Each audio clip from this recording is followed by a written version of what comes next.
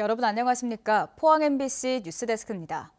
공업도시 포항에는 산업 폐기물을 처리하는 매립장이 두 곳이 있는데요.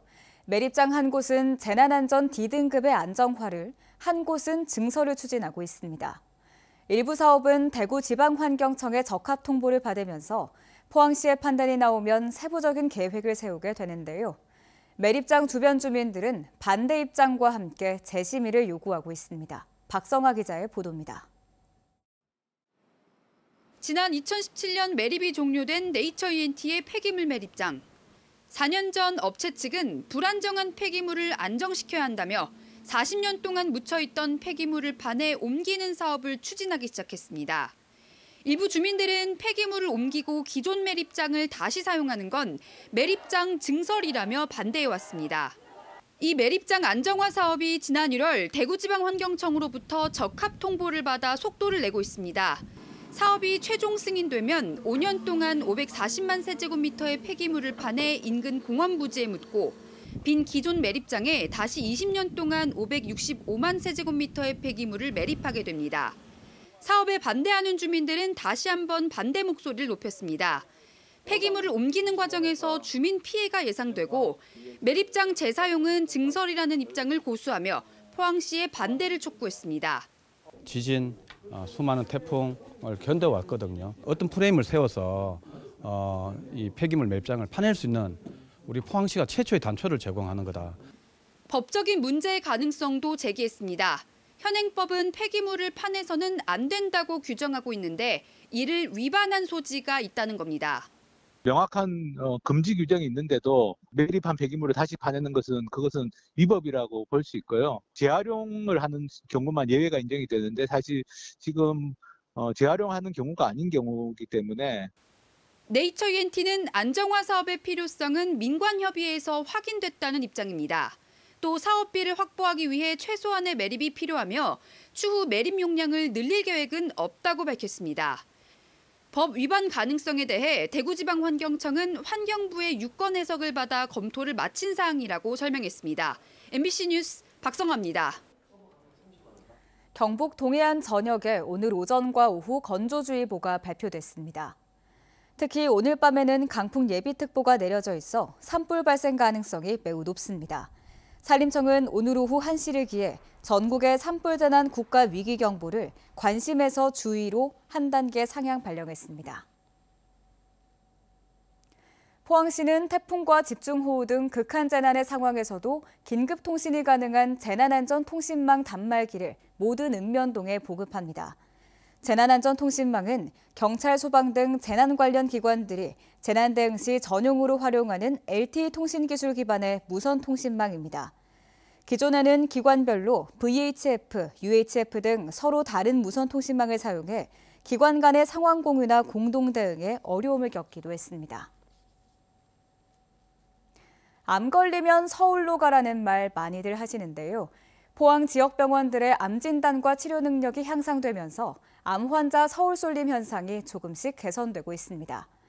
체력 저하와 경제적 부담을 감내하며 서울 병원을 찾아야 했던 환자들은 집 근처에서 치료할 수 있게 됐다며 반기고 있습니다. 이규설 기자입니다. 지난해 9월 개통한 포항 수서간 SRT. 이 열차의 주요 이용객은 암 환자들입니다. 수서역과 국내 빅5 병원 중 하나인 삼성 아산병원이 가깝기 때문입니다. 암에 걸리면 서울로 가라는 말을 듣고 많은 환자들이 아픈 몸을 이끌고 수백 킬로미터를 통원하거나 아예 병원 옆에 집을 얻어 서울살이를 하고 있는 실정입니다. 하지만 최근에는 암 환자 서울 쏠림 현상이 조금씩 개선되고 있습니다. 포항 세명기독병원은 지난 2017년 암병원을 개원해 연간 만여 명의 환자를 치료하고 있고 포항 성모병원도 이번에 암센터를 열고 본격 진료에 들어갔습니다. 우리나라 전국이 거의 똑같은 항암제의 표준 치료를 갖고 그 치료를 하기 때문에 사실은 이제 지방이나 수도권이나 아니면 대도시 광역시 같은 데나 거의 항암 치료의 그런 가이드라인은 똑같다고 보시면 되고요. 지역 병원들은 항암이나 방사선 치료뿐만 아니라 전문 의료진을 데려와 유방암, 전립선암, 폐암 환자에 대한 수술도 진행하고 있습니다. 특히 방사선 치료는 기계의 성능이 중요한데 지역의 병원들은 수술까지 가능한 초정밀 방사선 치료기를 경쟁적으로 들여와 환자들을 치료하고 있습니다. 전립선암, 주경부암, 뇌종양 같은 암에서도 정상 조직을 손상을 최소화하면서 치료할 수 있고 이런 치료 경과는 대학병원에 뒤치지 않는 체력 저하와 경제적 부담을 감내하며 서울병원을 찾아야 했던 환자들은 만족도가 높습니다. 서울 가가 뭐 다니는 보다는 집 가까이 있으니까 여가 가까이 받으니까 뭐 이런 경비나 뭐 이런 걸 여러 가지를 봐서 좀 피곤한 걸 봐서 다 여가 더 가까이면 좋죠. 지역 병원의 암 진단 및 치료 능력 향상은 지역 간 의료 불균형 해소에도 도움이 됩니다. 포스텍 의과대학도 대학병원과 함께 개소가 되면은 포항은 의료에 있어서 수도권보다 훨씬 더 나은 그런 도시가 될 것으로 믿습니다. 지역 병원의 암센터가 환자들의 신뢰를 쌓아간다면 암 환자 수도권 쏠림 현상이 차츰 개선될 수 있을 것으로 기대됩니다. MBC 뉴스 이규설입니다. 의대 정원 확대 문제를 두고 전공의들이 병원을 떠난 지 한 달이 다 돼갑니다만 좀처럼 해결 조짐을 보이지 않고 있습니다. 전공의, 의대생, 교수에 이어 병원을 운영하고 있는 의사들까지 거리로 나서 정부 방침에 맞서기 시작했는데요. 다음 주에는 의대 교수 집단 사직까지 예고돼 있습니다. 김철우 기자가 취재했습니다. 대구와 경북 지역 의사 400여 명이 거리로 나섰습니다. 정부가 잘못된 정책을 강요하며 사법 처리로 의료인들을 급박하고 있다고 목소리를 높였습니다. 오래전부터 필수 의료를 살리고 의료 시스템을 바꿔야 한다고 끊임없이 요구했던 의료계의 목소리를 외면한 것이 누구입니까? 바로 정부입니다.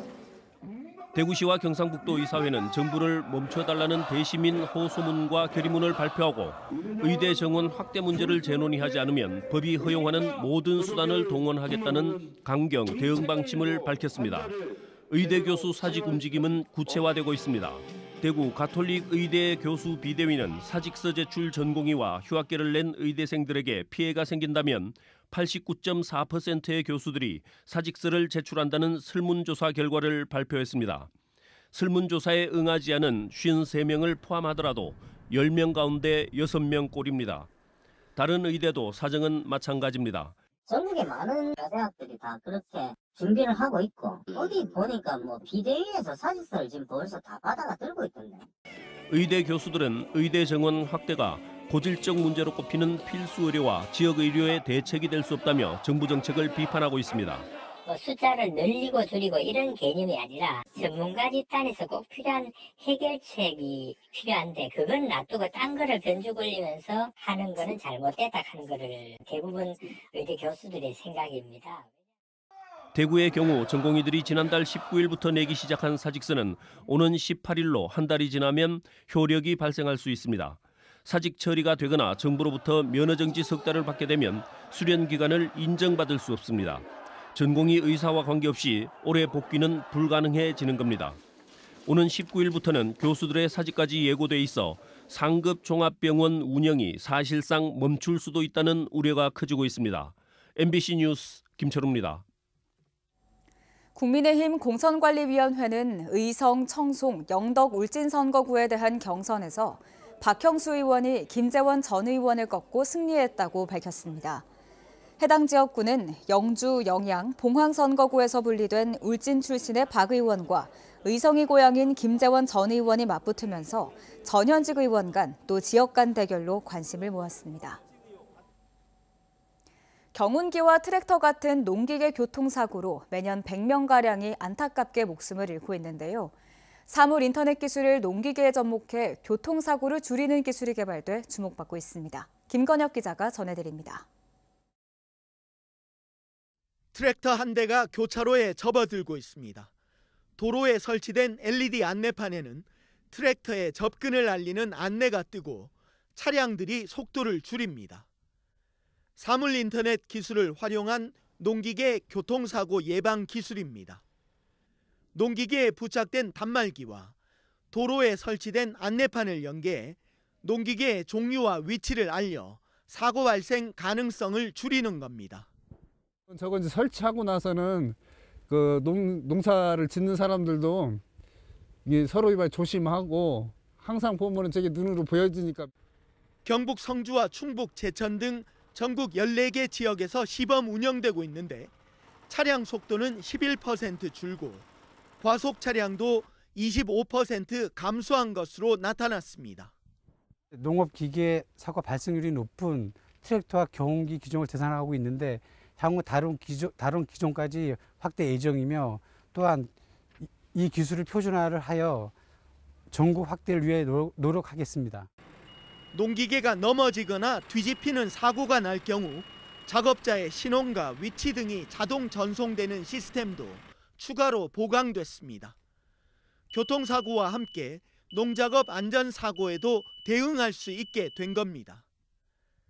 최근 5년간 발생한 농기계 교통사고는 연평균 800건, 사망자는 100여 명에 이르고 농작업 안전사고도 갈수록 늘어나고 있습니다. MBC 뉴스 김건엽입니다. 경주시 선거관리위원회는 제22대 총선과 관련해 특정 후보자를 위한 선거운동성 발언을 하고 선거운동을 하게 한 지역 모단체 회장 A씨를 경찰에 고발했다고 밝혔습니다. A씨는 지난 2월 19일 직무상 행위나 지위를 이용해 소속 직원 등 50여 명을 대상으로 특정 예비 후보자의 선거운동을 하거나 선거운동을 하게 한 혐의를 받고 있습니다. 동국대 YG 캠퍼스는 최근 익명의 보살이 평생 모은 5억 원을 학교 발전기금으로 전달했다고 밝혔습니다. 학교 측은 익명으로 거액을 기부한 보살의 뜻을 존중하며 발전기금은 우수한 인재 양성과 학교 특성화 사업, 인프라 발전에 사용한다고 밝혔습니다. 경상북도 민물고기 연구센터는 오늘 울진 왕피천과 영덕 50천에 어린 연어 65만 마리를 방류했습니다. 방류한 어린 연어는 지난해 말 울진 왕피천에서 잡은 어미에서 얻은 수정란이 5에서 6cm 크기로 자란 것으로 울진 왕피천에 60만 마리, 영덕 50천에 5만 마리를 방류했습니다. 경상북도는 연어 방류 사업과 함께 연어 양식을 위한 기술 개발에도 투자를 확대하고 있다고 밝혔습니다. 경북교육청은 저소득층 맞벌이 가정의 육아 부담을 덜기 위한 엄마품 돌봄 유치원을 올해 17곳 추가해 267곳으로 확대해 운영합니다. 운영 예산으로는 총 28억 6천만 원이 지원됩니다. 엄마품 돌봄 유치원은 저소득층과 맞벌이 부모, 돌봄이 꼭 필요한 유아를 대상으로 교육가정과 방과 후 가정 외 아침 돌봄과 저녁 돌봄을 지원합니다. 경상북도 농업기술원이 개발한 벼 신품종 우량종자가 오늘부터 이틀간 도내 16개 시군 농업기술센터를 통해 농가에 보급됩니다. 농업기술원은 다솜쌀, 다울, 구름찰 3개 품종에 대해 222헥타르 규모로 재배할 수 있는 종자 11톤을 보급합니다.